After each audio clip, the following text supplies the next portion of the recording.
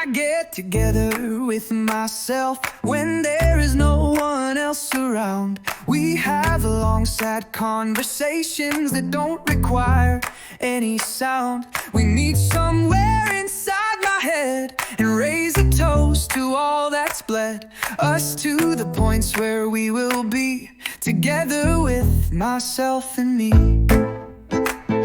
When there is no one else you see who understands so easily my need for such soliloquies. I used to get together with sweet love, she was much better. She wore me like a sweater and pleased me every time I met her.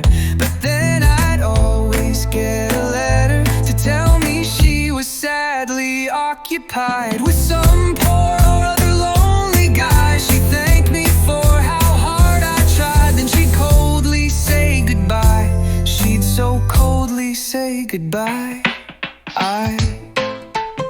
And then I'd meet with good old Solitude. He would always fit my attitude. He was so peaceful, seldom was he rude. I welcomed him when he'd intrude. He helped to calm down all of my bad moods. He was always such a damn good dude, and he sure knew how to play the blues. Till sweet desire came to call, then he would step out in the hall as I went hunting all her needs. Sometimes I'd fail or I'd succeed.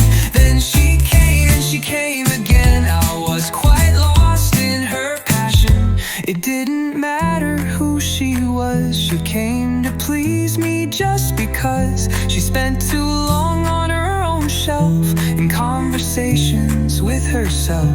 She needed temporary help.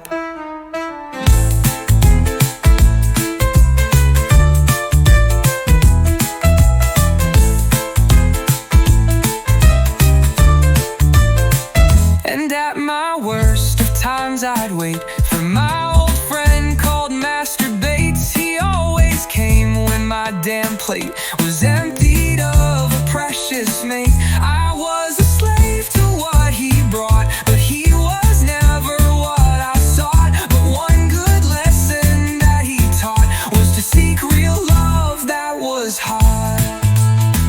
And now as I am getting old, myself comes round each night to hold sessions that he calls therapy, explaining that we're meant to be expendable sometime to come, replaced by some new little ones, and that we all are meant to die, though no one ever told him why.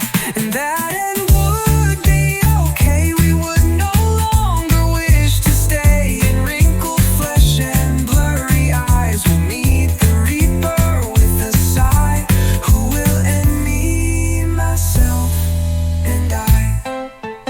So when death comes, I'll bid farewell to my most fondest friend, myself. And though we may end up in hell, we'll find a corner there to dwell and reminisce on all we knew. Love and desire's lonely blues, and I'll realize with all his help that I stayed most true to myself.